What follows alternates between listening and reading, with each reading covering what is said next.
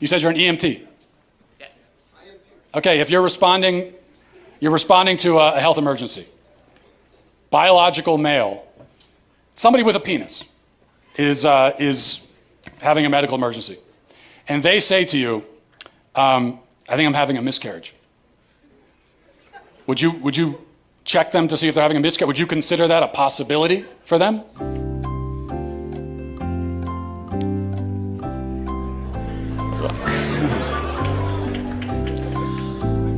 No, but that's because some people don't have body parts. More bad news for Bud Light? Say it isn't so.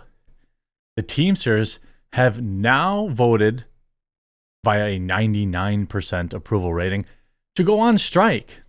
And the woke media is mad that Matt Walsh hasn't given up his morals or his ethical position that the Bud Light boycott should continue.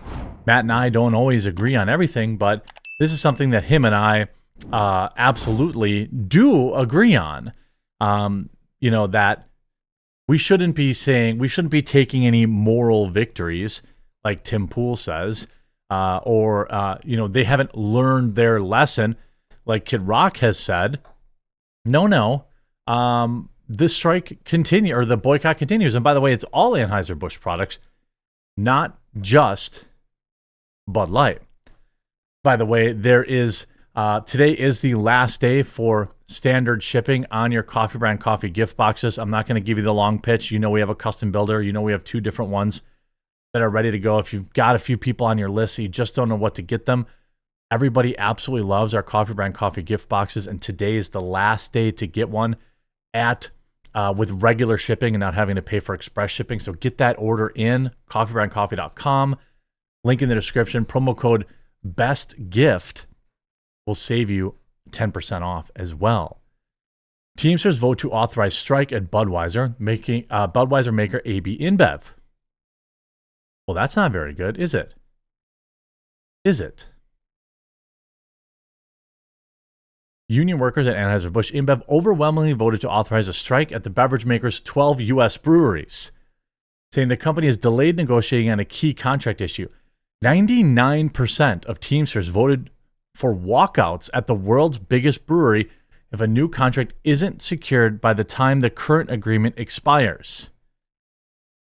I suppose this probably isn't that big of a deal, because, who's even buying it? They probably have a oversupply anyway. 99% of roughly 5,000 Teamsters working across the company's 12 U.S. breweries voted to authorize a strike, according to Saturday's news release from the International Brotherhood of Teamsters. The brewers produce some of the most popular beer brands in the country, including Budweiser, Bud Light, Michelob Ultra, and Busch. Busch. The union said that it wants an agreement that improves wages, protects jobs, and secures health care for the retirement benefits for its members. The current agreement expires February 29th. Quote, if Anheuser-Busch executives can't get their act together to negotiate an agreement that respects workers, we will see them out on the streets. I feel like working at Bud Light or these other companies have a similar issue to working for like GM. You get a lot of good men and women that work there. They started working there when they were 18, 19 years old. They've been with the brewing company for a million years, and now you're paying them $50, $60 an hour for a job that you could be paying some new jack $18 an hour for. I'm not saying it's okay. I'm saying it's the reality. That's what happened to GM. Essentially, GM had all these skilled workers that had spent their entire life at the company, and GM could no longer even afford to pay their pensions. And so they were like paying them to quit and retire early. I'm not saying these men and women didn't earn that wage, but I'm saying you end up in this situation where people want higher and higher wages. It keeps getting passed downhill. Eventually, you're paying, $25 an hour to someone to work at McDonald's, which is where we're at, and an extra value meal costing $12.50. It all rolls downhill and comes back around anyway. These companies never actually lose any money. But, hey, I'm all for these folks getting what they deserve. And I don't believe modern day unions in many cases have as much power, other than maybe the teachers union. Sounds like 5,000 people probably isn't even that many compared to how many they totally employ. But AB InBev's share price has largely recovered since the initial boycott, with Friday's closing price being up 5% from the start of the year. But the boycott has continued to weigh on its performance. U.S. revenue in the third quarter was still down 13.5%, primarily due to the volume decline of Bud Light. So a lot of people in the media are trying to pretend like this, because the stock price has recovered, that they won, or that's not true. 13.5% of people, by the way, for the entire company, that must mean that Bud Light revenue is down 20, 30, 40%, right? Because that's across the entire company. So maybe other products, we all know that Modelo Especial is up, things of that nature. So it's going to be interesting. But the other funny thing is just, bizarrely, we had Advocate magazine as well as Pink News, which is about to crumble. My sources tell me that the company's got about nobody left who works there anymore. Again, these are bygone eras, bygone companies that used to make money, through ad revenue. They can't afford to pay anybody anymore. You just end up in a scenario where it's just too dang expensive to keep people. You end up having to lay everyone off, or you end up shutting down. People want more and more wages for doing the same job. Journalists are being replaced by AI. Many of these people on the lines through no fault of their own. At a company like Bud Light, they're being replaced by robots. And at the time they're bringing robots in, they're also demanding more wages. So they're only accelerating their job getting taken over by robots. It's a tough world. But in a very coordinated manner on Friday, both Pink News and Advocate Magazine went after Matt Walsh. Matt Walsh is still obsessed with Dylan Mulvaney and his can of Bud Light 8 months later. Well, I think what they are incorrectly attributing to being obsessed or whatever is simply Matt I posted the same thing. Of course, you couldn't put the quoting on. He's a much bigger name, so obviously, but we agree on this. He wrote, "The Bud Light boycott is the one time in modern history when conservatives have staged an effective boycott against a major corporate brand. If we back away from this victory now, it will show that we've learned nothing and we don't want to win. Not going to happen. Boycott continues. I 100% agree. There shouldn't even be a conversation. Bud Light is a brand owned by a foreign conglomerate that tried to push trans ideology and is now paying the price. There is absolutely no legitimate reason to back away or let off the gas. They deserve everything that's happened to them." I 100% agree with him. 100% agree with him. But these people are completely triggered. In a later post, he claimed that Bud Light pushed transgenderism and is a terrible product. Not only is Bud Light a woke foreign company that funds pride parades and try to push transgenderism, it's also a garbage product that tastes stale like stale rainwater siphoned from a ditch. This should be the easiest boycott to maintain in history. Yet some on our side, he wrote on, I agree with him here. This is one of those times that, are going out of their way to screw it up. I 100% agree. This guy's the CEO of Public Square. Keep the pressure on. There are hundreds of other beers that taste better, and you don't want to trans your kids. All this kind of stuff. Now, in response, Media Matters' Ari Drennan wrote on the platform, "There's something so horribly spellbinding in a grown man throwing a public temper tantrum because other people have lost interest in his obsession with Dylan Mulvaney and returned to drinking a beer that he's admitted he doesn't even drink."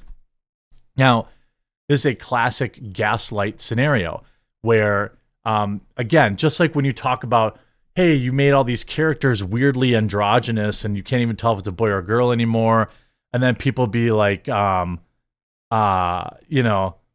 like, oh, well, what do you want to sleep? Well, you want to jerk off to cartoons? No, I didn't say that. I just said, you took She-Ra, which was, looked like a very beautiful female character, and made her look like a boy and then turned her into a lesbian. I mean, these are the facts. What are you, jerking off to a kid's cartoon? No. I'm just saying.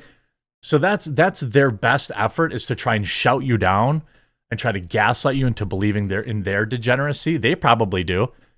By the way, I don't care if you do. But then she writes, everyone on the right would be better off if they stopped humoring this guy.